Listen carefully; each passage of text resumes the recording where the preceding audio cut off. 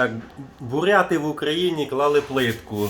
Ну, тут щілинка така, що ногу можна вставити. Тут теж щось пішло не так. Але шедевр оці кутнички. Це, звичайно, епохально.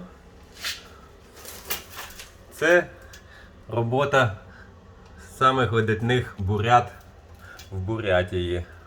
Зроблено в Україні.